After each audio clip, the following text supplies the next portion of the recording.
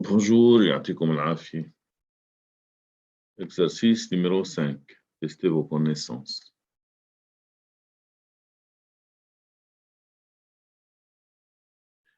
Répondez par vrai ou faux et justifiez votre réponse. Partie A. Plus on augmente la résistance d'un conducteur ohmique branché entre deux bornes d'une source de tension constante, plus l'intensité augmente. La résistance R d'un conducteur ohmique est égale à U sur I. Lorsque la résistance augmente,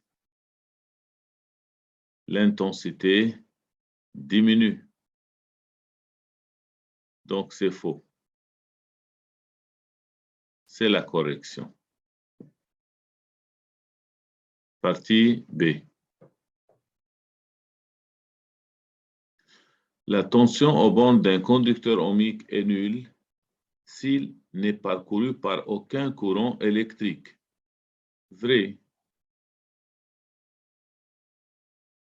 car la tension aux bornes d'un conducteur ohmique égale R fois I. Si I égale 0, U égale 0. Donc, la tension est nulle s'il n'est parcouru par aucun courant. Partie C. Aucun courant ne passe dans un conducteur ohmique s'il n'y a pas de tension entre ses bornes. De la même, c'est vrai, de la même façon, I égale U sur R. Si la tension entre ces bornes est nulle, alors l'intensité est nulle, c'est-à-dire il n'est parcouru par aucun courant. Partie D. Si aucun courant ne passe dans un circuit, la tension entre n'importe quel deux points du circuit est nulle. C'est faux.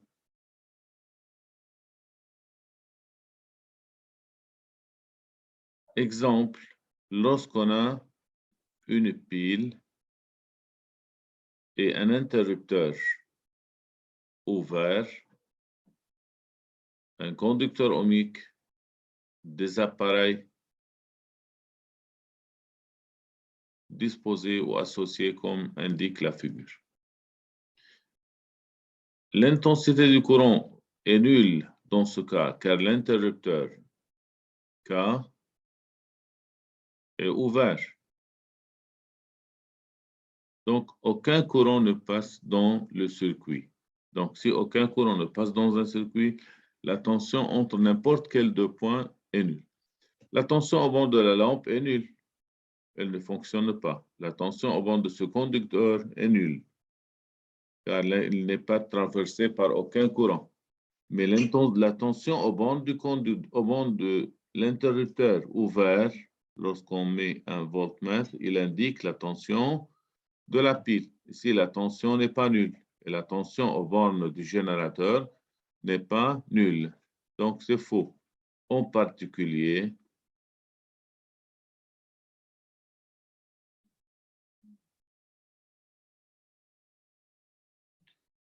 UPN aux bornes de la pile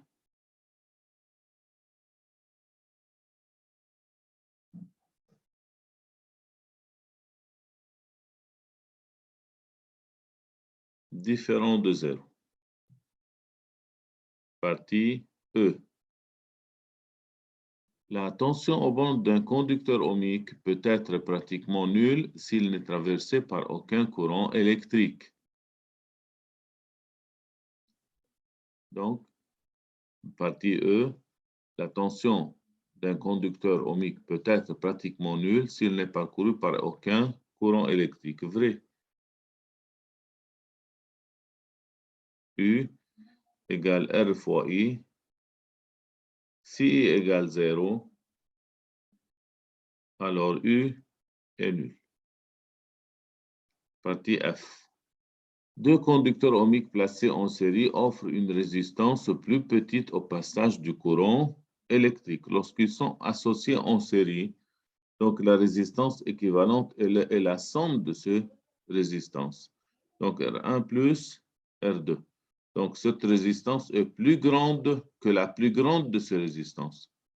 Donc, c'est faux. Offre une résistance plus grande.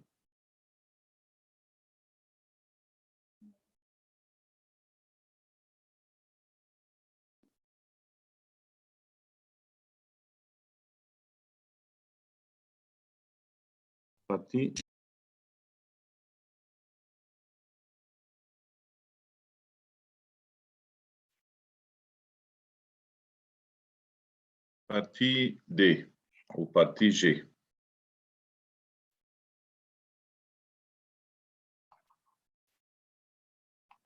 Deux conducteurs ohmiques placés en dérivation offrent une résistance plus grande au passage du courant. Lorsque les conducteurs sont associés en dérivation, alors leur résistance équivalente, sera plus petite que la plus petite de ces conducteurs. Donc, c'est faux. La résistance doit être plus petite que la plus petite de ces conducteurs, de ces résistances, donc plus petite que chacune de ces résistances. Donc, c'est faux. Question. Trois conducteurs ohmiques de résistance respective 11,3 ohms, 18,3 ohms et 33,3 ou 33 ohms sont placés en dérivation. La résistance équivalente est inférieure à 11,3 ou entre 11,3 et 33 ou égale à 62,6 ohms. La résistance équivalente à plusieurs conducteurs, comme on a déjà expliqué, est plus petite que la plus petite puisqu'elles sont associées en dérivation. Donc, on n'a pas besoin de calculer la valeur de cette résistance. طبعا فينا نجيبها بس مش بحاجة لنجيبها بنوفر وقت. Inférieure à 11,3 qui est la plus petite de ces conducteurs. Un conducteur ohmique est un dipôle symétrique, c'est-à-dire qu'il n'y a pas de borne plus et moins. Que peut-on dire à propos de son mode de branchement? On peut brancher ce conducteur n'importe comment. On ne doit pas respecter les connexions des bornes du conducteur. Mais le borne, plus ou moins, ses extrémités. On peut brancher l'extrémité A au pôle positif ou l'extrémité B au pôle positif. 3.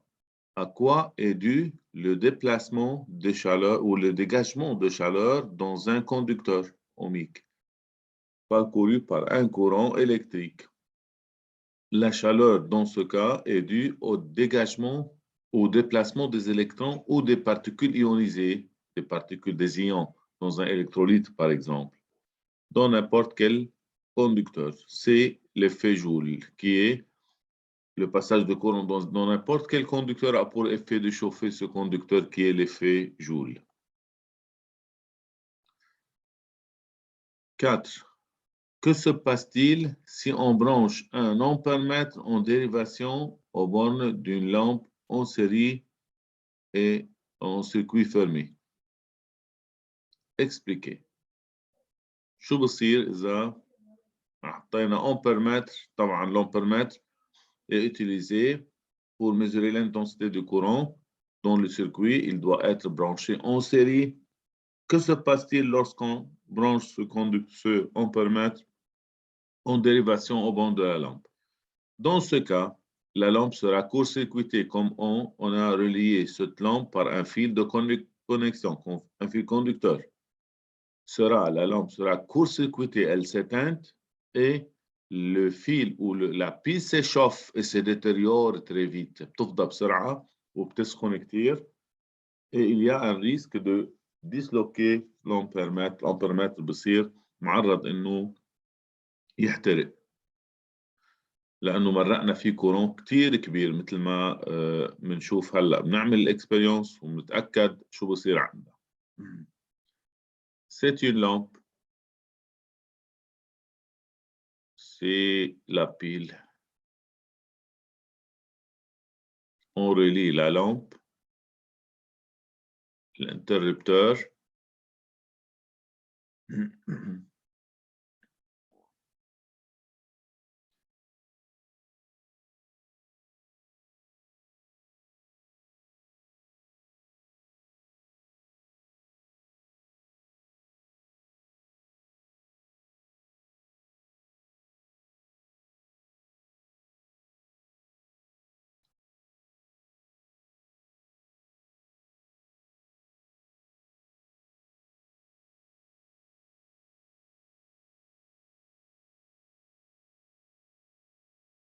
احنا فينا نوصل دغري بس بدنا نرتب السيركوي أكتر.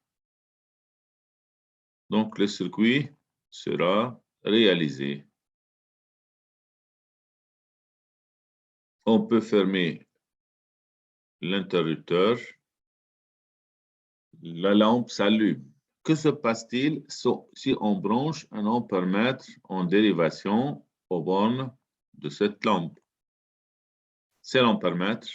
On relie la première borne par l'une des bornes, l'une des extrémités de la lampe, deuxième borne. On va voir que se passe-t-il lorsqu'on branche l'ampèremètre qui doit être branché en série, on la place en dérivation au bord de la lampe. Que se passe-t-il? Regardez, la lampe s'éteint. Okay? Le courant sera empêché. Pas de courant qui traverse la lampe s'éteint, la pile s'échauffe et se détériore très vite.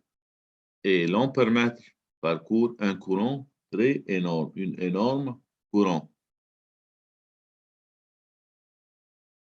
Il y a un risque de griller l'ampèremètre ou disloquer l'ampèremètre dans ce cas, mais la lampe s'éteint, pas de courant que traverse la lampe. Il y a un faible courant qui circule dans la lampe car la résistance de la lampe est plus grande que la résistance faible de l'ampèremètre, qui joue le rôle dans ce cas d'un fil de connexion. كمان إذا بدي شيله بالمرة ampèremètre راح أوصل شو؟ fil de connexion. C'est la même. Donc, l'ampèremètre dans ce cas joue le rôle d'un fil de connexion qui fait court-circuiter la lampe. Et il y a un risque de griller où la pile s'échauffe et se détériore très vite. نرجع لموضوعنا. 5. Les trois caractéristiques